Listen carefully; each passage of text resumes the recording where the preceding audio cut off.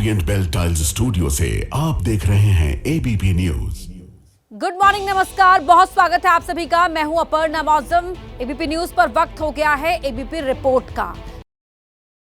सबसे पहले बात करते हैं दिल्ली की, जहां बीती रात सरेआम मर्डर से सनसनी फैल गई। वारदात महिपालपुर के अर्जुन कैंप की है, जहां बीती रात शाम 24 साल के सनी नाम के युवक की चाकू मारकर हत्या कर दी। बताया जा रहा है कि सनी काम से वापस घर लौटा ही था और घर के बाहर खड़ा था। उसी दौरान उस पर चाकू से हमला कर दिया गया। हमला करने वाले तीनों आरोपी पड़ोस में ही रहते हैं और तीनों आरोपी सगे भाई हैं। उनमें से दो भाइयों ने सनी का हाथ पकड़ा और तीसरे भाई ने चाकू से वार करके उसे मौत के घाट उतार दिया। बताया जा रहा है कि कुछ दिन पहले हत्या करने वाले तीनों आरोपियों के साथ सनी का किसी बात को लेकर कुछ झगड़ा हुआ था और उसी का बदला लेने के लिए आरोपियों ने उसे मौत के घाट उतार दिया। 24 साल के युवक को तीन सगे भाइयों ने चाकू से गोदकर उसके घर के बाहर ही कत्ल कर दिया। परिवार वाले अब इंसाफ की मांग कर रहे हैं। सनी नाम का युवक, जिसकी तस्वीर आप टीवी स्क्रीन पर देख रहे हैं, वो अपने काम से घर वापस लौटा ही था। घर के बाहर खड़ा था कि तभी पड़ोस में ही रहने वाले तीन युवक उसके घर आते हैं और उस पर चाकू से हमला बोल देते हैं। ये तीनों आरोपी सगे भाई बताए जा रहे हैं। बताया जा रहा है कि मामला कुछ दिन पहले विवाद से जुड़ा हुआ है। कुछ दिन पहले सनी का आरोपियों के साथ झगड़ा हुआ था और तीनों सगे भाइयों ने मिलकर सनी को कत्ल कर दिया। दो भाइयों ने सनी के हाथ पकड़े और एक ने उस पर चाकू से हमला किया और उसे मौत की नींद सुला दिया। मेरे भाई को तीनों चारों भाइयों ने और इनके दामादों ने और इनके बाबा भांजों ने इसके चाकू मार दिया। लड़ाई हुआ था। इनका कल परसों कोई झगड़ा हुआ था सर। मेरा भाई चाहिए मेरे को बस। मेरे भाई का नाम सन्नी है। सनी है, कितने साल का? 22 साल का है। 22 का। अच्छा, पड़ोस के रहते हैं, सामने हमने घर हैं, झुग्गियाँ हैं, वो सामने हमने रह के उनने क्या करा, अब आपस में लड़ाई उड़ाई हुई तो कल वो थाने उन्हें भी आए थे, पुलिस थाने में, तो रफा दफा हो गया था यहाँ सर मैटर। कोई ऐसा कोई रंजिश थी नहीं, कोई बड़ी बात थी नहीं, ना कोई प्रॉपर्टी की दिक्कत, ना पैसे वाले लेन देन, ना कुछ, बस खाली एक छोटी सी रंजिश के पीछे कोई बात थी। तो हमसे कह देता कि भाई वहाँ लड़के ने ये करा है वो करा है। उस लड़के ने छूटते छुरी मार दी। रवि नाम है उस लड़के का। मारने वाले लड़के का नाम रवि है, पकड़ने वाला राहुल और वो क्या नाम है उसका राजकुमार के साथ दो लड़के और थे, उसके दो साले बताए जा रहे हैं। ये 5-6 लड़के हैं और उसकी माँ जो है पूरी गैंग को चलाने वाली है। तो सुना आपने, मृतक के परिवार वालों ने बताया किस तरह से वारदात को अंजाम दिया आरोपियों ने। और कोई बड़ा झगड़ा नहीं था, कोई सालों पुरानी रंजिश भी नहीं थी। कुछ दिन पहले मामूली सी बात पर विवाद हुआ था और उसी विवाद के चलते यहाँ पर ये हमला किया गया। पुलिस तक भी बात पहुँची थी, लेकिन उसके बावजूद भी आरोपियों की हिम्मत देखिए। यहाँ आरोपियों ने किस तरह से बेखौफ होकर इस वारदात को अंजाम दिया है। वो बताता है कि आरोपियों में कानून का या पकड़े जाने का कोई भी खौफ नहीं है, इसीलिए तीनों भाइयों ने सरेआम इस वारदात को अंजाम दिया और अब जो मृतक का परिवार है वो इंसाफ की मांग कर रहा है। ये देश की राजधानी दिल्ली में हुआ है, दिल्ली के महिपालपुर में, जहां 24 साल के युवक को उसके घर के बाहर ही चाकू से हमला कर उसकी जान ले ली गई। ये हमला उस समय हुआ जब सनी नाम का ये युवक अपने घर के बाहर खड़ा था।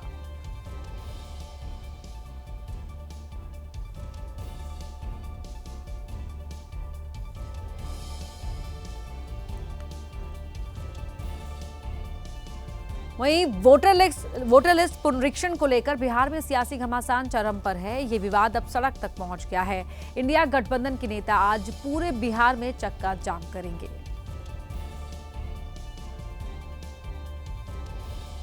वोटर लिस्ट की जांच को लेकर अब संग्राम सड़क पर भी दिखने लगा है। बिहार में विपक्ष ने चक्का जाम करने का आज ऐलान किया है। पटना में इंडिया गठबंधन के नेता पैदल मार्च करेंगे।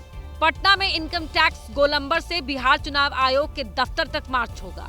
पैदल मार्च की अगुवाई राहुल गांधी और तेजस्वी यादव करेंगे। मार्च में बिहार कांग्रेस प्रभारी कृष्णा लवरू, बिहार कांग्रेस अध्यक्ष राजेश राम, शकील अहमद, आरजेडी सांसद संजय यादव और पूर्णिया से निर्दलीय सांसद पप्पू यादव समेत गठबंधन के सभी बड़े नेता शामिल होंगे। विपक्ष के चक्का जाम को लेकर बयानबाजी का दौर भी जारी है। एनडीए के नेताओं ने इसे विपक्षी नेताओं का सियासी ड्रामा बताया है। कुछ संविधान विरोधी लोग आए बिहार बंद का घोषणा कर रहे हैं। उसमें बड़े नाम है राहुल गांधी जी का, तेजस्वी यादव। राहुल जी आज तक तो कभी इस तरह के कार्यक्रम में पटना में जाकर सड़क पर उतरे हो, ऐसा उदाहरण नहीं है। इस बार जा रहे हैं। क्यों जा रहे हैं? इसलिए कि सामने चुनाव है। तो बिहार के लोगों को मालूम है कि चुनावी लाभ के लिए इन लोगों का कार्यक्रम है। बिहार बंद के ऐलान के एक दिन पहले कल जहानाबाद में इंडिया गठबंधन की तरफ से मशाल रैली निकाली गई, जिसमें सरकार के खिलाफ नारेबाजी की गई और बंद को सफल बनाने की अपील की गई। बिहार में वोटर लिस्ट समीक्षा को लेकर जारी विवाद के बीच मुख्य निर्वाचन आयुक्त ज्ञानेश कुमार ने बड़ा बयान दिया। कहा कि लोकतंत्र को मजबूत करने के लिए सटीक वोटर लिस्ट जरूरी है। बिहार में मतदाता सूची सत्यापन के लिए आखिरी तारीख 25 जुलाई तय की गई है, लेकिन जिस हिसाब से काम हो रहा है उससे लगता है कि ये काम तय सीमा से पहले ही हो जाएगा। चुनाव आयोग के मुताबिक बिहार में कुल मतदाता करीब 7.90 करोड़ हैं। 3.71 करोड़ फॉर्म इकट्ठा कर लिए गए हैं। 40.95% सत्यापन फॉर्म जमा हो चुके हैं। 7.70 करोड़ फॉर्म वितरित किए गए थे। 18.16% फॉर्म ECINET में अपलोड हुए हैं। बिहार में मचे बवाल के बीच देश के मुख्य चुनाव आयुक्त ज्ञानेश कुमार ने कहा है कि मतदाता सूची का सटीक होना लोकतंत्र को मजबूत करने के लिए अपरिहार्य है। 22 साल बाद हो रही इस कवायद का मकसद ये सुनिश्चित करना है कि पात्र लोग ही मतदाता सूची में शामिल हो सके। तेजस्वी यादव ने पूरी प्रक्रिया पर फिर सवाल उठाए हैं। उन्होंने एक्स पर पोस्ट कर कहा, कई जगह कहा जा रहा है कि आधार कार्ड ही काफी है, तो कहीं कहा जा रहा है कि किसी दस्तावेज की आवश्यकता ही नहीं है। इससे भारी भ्रम की स्थिति बन गई है। एनडीए से भी चिंता के सुर सुनाई देने लगे हैं। बहुत सारे लोग बिहार से बाहर रहते हैं, उनका कैसे होगा? या बहुत सारे लोग यहाँ हैं भी तो उनके पास संबंधित कागज नहीं है। समय रहता तो कागज लोग बनवा लेते। तो यह जो चिंता है, इस चिंता को इलेक्शन कमीशन को चाहिए कि एड्रेस करे। वहीं वोटर लिस्ट पर जारी घमासान के बीच आज बिहार में चक्का जाम रहेगा, यानी बंद रहेगा। तो दूसरी ओर आज भारत बंद भी रहेगा। केंद्रीय और क्षेत्रीय श्रमिक संगठनों से जुड़े 25 करोड़ से ज्यादा कर्मचारी हड़ताल पर रहेंगे। इसके पीछे वजह है नए श्रम कानून और निजीकरण का विरोध और मुख्य मांगों में न्यूनतम मासिक वेतन 26,000 रुपए करना है। एक और बड़ी मांग है पुरानी पेंशन योजना को बहाल करना और उसके लिए सरकार पर दबाव बनाने के मकसद से आज देशव्यापी हड़ताल का ऐलान किया गया है। और अब वो तस्वीरें जो सुर्खियों में हैं। सोशल मीडिया में वायरल एक वीडियो चर्चा का केंद्र बना हुआ है। वीडियो में एक महिला मध्य प्रदेश के सीधी से सांसद राजेश मिश्रा पर वादा खिलाफी का आरोप लगाती दिखाई दी। ओ सांसद जी, अपना जब हिम्मत नहीं रही है ये रोड का बनवा ले कहीं, तो अपना झूठ के हमसे वादा काहे की है। वीडियो में दिख रही महिला का नाम लीला साहू है, जो कि गर्भवती है। उनका दावा है कि लंबे समय से उनके गांव की सड़क टूटी हुई है और करीब 1 साल पहले सांसद राजेश मिश्रा ने उनसे सड़क बनवाने का वादा किया था, लेकिन अब तक सड़क नहीं बनी। ऐसे में अब लीला साहू ने सोशल मीडिया पर सांसद के खिलाफ मोर्चा खोल दिया है। अपना बच्चे का लागत रहा है कि हम चुप बैठे हैं? नहीं, हम अपने रोड की हालत दिखावत रहा। सोशल मीडिया पर लीला साहू की ओर से कई वीडियो अपलोड किए गए, जिनमें गाँव को जोड़ने वाली सड़क बदहाल नजर आ रही है। किसी वीडियो में सड़क पर धूल उड़ती दिखाई दी तो किसी वीडियो में सड़क पर पानी भरा दिखाई दिया और उसमें गाड़ियां फंसी हुई। वहीं एक वीडियो में लीला साहू केंद्रीय मंत्री नितिन गडकरी से लेकर प्रधानमंत्री तक से सड़क बनवाने की गुहार लगाते दिखाई दी। ओ मोदी जी, हमारे यहाँ का रोड बनवा दे। वहीं राजस्थान के सीकर में एक छात्रा का वीडियो वायरल हो रहा है जो जलभराव के बीच स्कूल जा रही है। ये इलाका राजस्थान कांग्रेस प्रदेश अध्यक्ष गोविंद सिंह डेटोसरा का विधानसभा क्षेत्र है। लबालब घुटनों तक भरे पानी के बीच छात्रा न केवल गांव के विकास को कोस रही है, बल्कि नेताओं पर तंज कसती दिखाई दी। देखो ओ है अपना गाँव को विकास, अरे थोड़ी सी बरसात आता नदी भरी जाए। अरे नेता लोग चुनाव आए टाइम 10 चक्कर काट को करसी, अरे अब अंठाई को नहीं घटकाई हो रे। अरे भीड़ ऐसी यहाँ का डोल की होगी। नेताजी तुम संघर्ष करो, हम तुम्हारे साथ हैं। अरे क्या का संघर्ष बे बेटा, ऐसे में बैठा रहे बे के। छात्रा यही नहीं रुकी, गाँव के बदतर होते हुए हालात को भी बयां कर रही है। और विकास का नाम पर खटारो जनरेटर मेल मिले, देखो न तो कोई चल रहा है न हल है। अरे पानी में लाग रही है एक डिप्पी। नेताजी का बुलाऊं कोई मरो और चाहे जीवो। नेताजी तुम मौज करो, हम तुम्हारे साथ हैं। दरअसल लक्ष्मणगढ़ के गाडोदा गांव में बरसात का मौसम शुरू होते ही लोगों को काफी परेशानियों का सामना करना पड़ता है। एक बार बारिश होने के बाद गांव में बहुत ज्यादा जलभराव हो जाता है, जिससे आवागमन बाधित होता है। मध्य प्रदेश के कटनी में एक घर में एक ऐसी घटना घटी जिससे पूरा मोहल्ला दहशत में आ गया। हालांकि एक महिला ने हालात संभाल ली, जिसकी अब हर कोई तारीफ कर रहा है।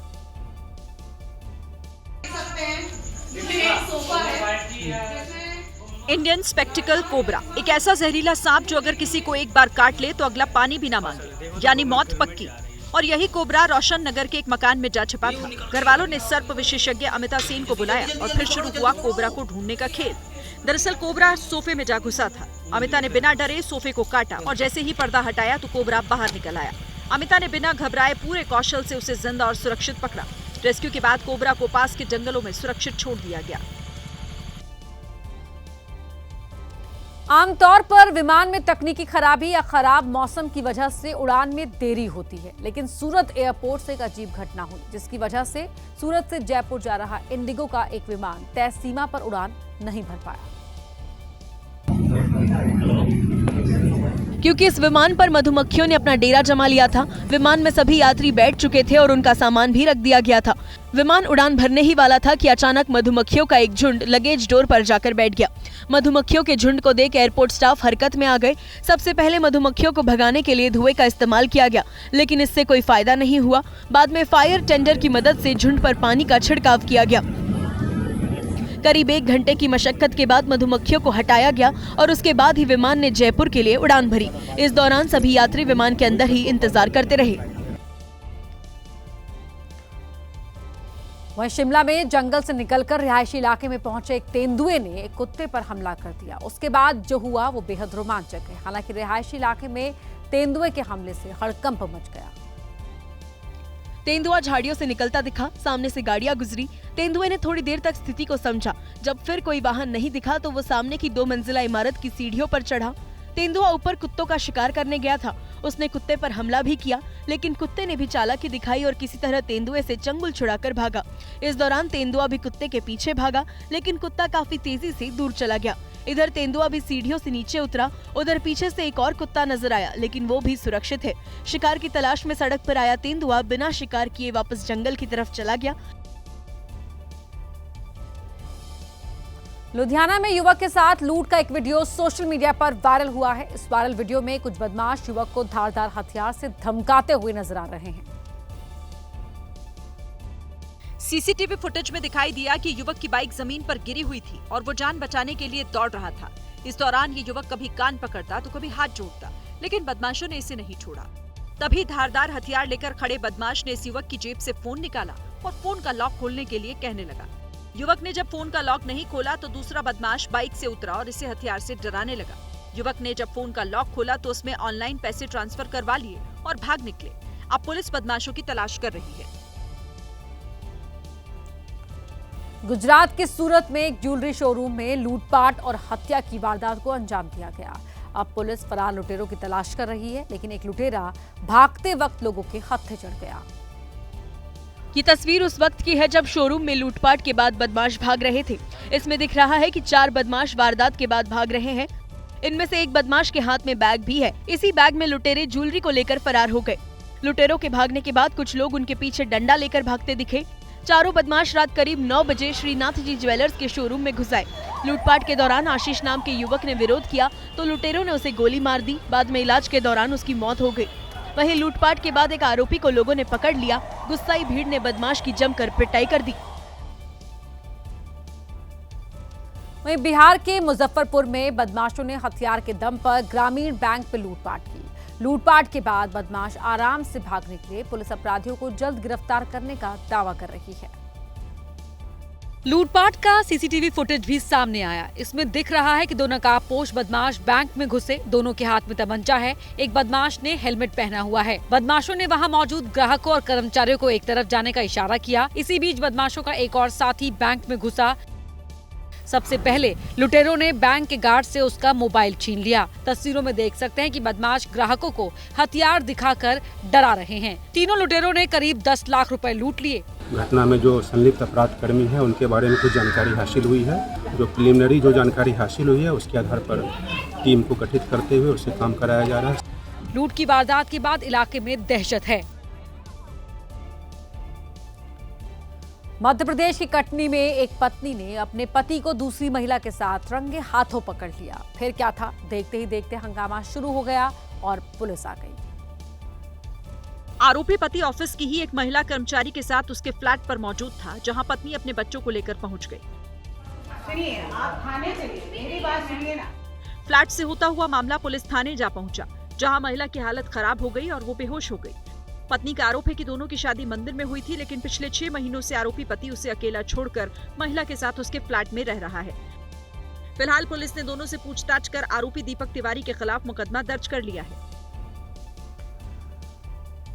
दिल्ली में एक शख्स पर अपनी गर्लफ्रेंड और 6 महीने के एक बच्ची की बेरहमी से हत्या का आरोप लगा है। दोनों ही लिव इन में रहते थे, लेकिन किसी बात को लेकर पिछले कुछ दिनों से दोनों के बीच झगड़ा चल रहा था। घटना मजनू का टीला इलाके की है। सोनल नाम की महिला अपनी दोस्त रश्मि के घर पर मौजूद थी, जबकि रश्मि अपनी बड़ी बेटी को लेने के लिए स्कूल गई थी। तभी वहां सोनम का बॉयफ्रेंड निखिल पहुंच गया और सोनल पर चाकू से हमला करने लगे। सोनल की हत्या के बाद निखिल ने रश्मि की 6 महीने की बच्ची आशिका को भी नहीं छोड़ा, उसे भी जान से मार दिया। रश्मि जब स्कूल से घर लौटी तो खून से लथपथ दोनों के शव देखकर पुलिस को सूचना दी। बताया जा रहा है कि निखिल और सोनम लिव इन में रहते थे, लेकिन कुछ दिन पहले दोनों के बीच तनाव बढ़ गया था और सोनल उसे छोड़कर रश्मि के घर रहने आ गई थी। वहीं यूपी के मुजफ्फरनगर से चौंका देने वाला एक मामला सामने आया है। यहां पत्नी से परेशान एक शख्स ने प्रशासन के आगे इच्छा मृत्यु की गुहार लगाई है। हाथों में बड़ा सा पोस्टर, बगल में पत्नी की तस्वीर और इच्छा मृत्यु की मांग। डीएम ऑफिस में धरना पर बैठे इस शख्स का नाम सुमित सैनी है, जो पत्नी की हरकतों से इतना अजीज हो चुका है कि सरकार से इच्छा मृत्यु की गुहार लगा रहा है। मुझे उससे जान का खतरा है, क्योंकि कई बार उसने मुझे मरवाने का प्रयास कर चुकी है। चाहे मैं 2 दिन में मरना हो, चाहे 3 दिन में, मैं बस इच्छा मृत्यु चाहता हूं। अपनी पत्नी ने, मेरी पत्नी ने समाज में जीने लायक नहीं छोड़ा है। इधर पत्नी का कहना है कि सुमित उससे आए दिन मारपीट करता रहता है। पत्नी का ये भी आरोप है कि उनके मामा ने जबरदस्ती उनकी शादी सुमित से करवा दी। फिलहाल घरेलू विवाद का ये मुद्दा शहर भर में चर्चा का विषय बना हुआ है। वहीं यूपी के चित्रकूट में एक ऑल्टो कार में मिले शव का पुलिस ने सनसनीखेज खुलासा किया है। पुलिस ने इस पूरे मामले में एक पति पत्नी को गिरफ्तार किया है और जो खुलासा किया है वो हैरान कर देने वाला है। 30 जून को कार के अंदर से पुलिस को जला हुआ मोबाइल और एक सिम कार्ड मिला था। अंदाजा ये लगाया कि लाश शायद कार मालिक सुनील सिंह की है, जो किसी हादसे का शिकार हो गया। पूरी कहानी में यूटर्न तब आता है जब पुलिस सुनील सिंह के घर लाश की शिनाख्त के लिए पहुंचती है, लेकिन परिवार डीएनए कराने से इनकार कर देता है। इस बीच पुलिस को मुखबिर से खबर मिली कि जिसकी कार में लाश मिली वो तो अपने रिश्तेदार के घर घूम रहा है। पुलिस को शक हुआ और सुनील सिंह की पत्नी से कड़ाई से पूछताछ की तो पता चला कि सुनील सिंह ने बैंक से 2 करोड़ का कर्ज लिया था, जिसे चुकाना उसके बस की बात नहीं थी। लिहाजा साउथ की एक मूवी देखकर उसने शराब की दुकान से अपनी ही कदकाठी का आदमी चुना, उसे खूब शराब पिलाई। वारदात वाले दिन दोनों पति पत्नी उसे किसी सुनसान जगह पर ले गए। कार के अंदर सिलेंडर का स्विच खोल दिया, जिसके बाद आग लग गई और कार के अंदर मौजूद शख्स की जिंदा जलकर मौत हो गई। सुनील को लगा कि अब बैंक से छुटकारा मिल गया, क्योंकि उसकी तो हादसे में मौत हो चुकी थी। लेकिन कहते हैं ना कि जुर्म तो छिपाए नहीं छिपता। पुलिस ने अब दोनों पति पत्नी को एक निर्दोष शख्स की हत्या करने के आरोप में सलाखों के पीछे भेज दिया है। यूपी के आजमगढ़ से हैरान कर देने वाली एक खबर सामने आई है, जहां 10 साल तक जब एक महिला को संतान नहीं हुई तो वो तांत्रिक के पास चली गई और अब उसकी मौत हो चुकी है। 35 साल की अनुराधा यादव संतान ना होने से बेहद परेशान रहती थी। किसी ने उसे तांत्रिक के बारे में बताया और जब वहां गई तो आरोप है कि भूत भगाने के नाम पर उसे गंदा पानी पिलाया गया। इसके साथ ही आरोप ये भी है कि तांत्रिक ने अपने साथियों के साथ मिलकर अनुराधा का बाल पकड़ा और भूत भगाने के नाम पर उसका गला और मुंह दबा दिया, जिससे उसकी जान चली गई। और यहाँ पर मलमूत्र खिलाकर या भूत भगाते हैं। हो सकता है उसी को खिलाने पिलाने में उनको जबरदस्ती किए हों। बगल में वहाँ पानी है, वहीं में ये लोग भूत छुड़ा रहे थे, उनको दाबे हुए हैं और गला दबाकर और मुंह दबाकर उनकी हत्या कर दी। अनुराधा की मौत के बाद तांत्रिक अपने साथियों के साथ फरार हो गया। अब पुलिस मामले की जांच कर रही है। वहीं बिहार के नवादा से हत्या का सनसनीखेज मामला सामने आया, जहां एक बेटे ने अपने पिता की तलवार से हत्या कर दी। वारदात हिसुआ थाना क्षेत्र के बजरा गांव की है। पुलिस के मुताबिक सोमवार रात जब परिवार के सभी लोग गहरी नींद में सो रहे थे, आरोपी बबलू कुमार ने अपने पिता पर तलवार से हमला कर दिया। आरोपी ने अपने पिता पर एक के बाद एक 7 वार किए, जिससे वो वहीं लहूलुहान होकर गिर पड़े और इससे पहले दूसरे सदस्य उन्हें अस्पताल ले जाते उनकी मौत हो गई, जबकि आरोपी जिसका नाम बबलू है वो मौके से फरार हो गया। हम लोग सो रहे थे, अभी सो रहे थे और उधर से वो अचानक पी के आया, तलवार ले ले था, इनको काटने लगा। जब तक दौड़े तब तक काट के निकलने लगा, भागने लगा। आरोपी के छोटे भाई डब्लू कुमार ने बताया कि उसके पिता सरकारी नौकरी करते थे और उनके रिटायरमेंट में 1 साल का वक्त बचा था। ऐसे में बबलू पिता से अपना नाम नॉमिनी के तौर पर जुड़वाने की जिद कर रहा था और इसी बात पर आए दिन झगड़ा होता था।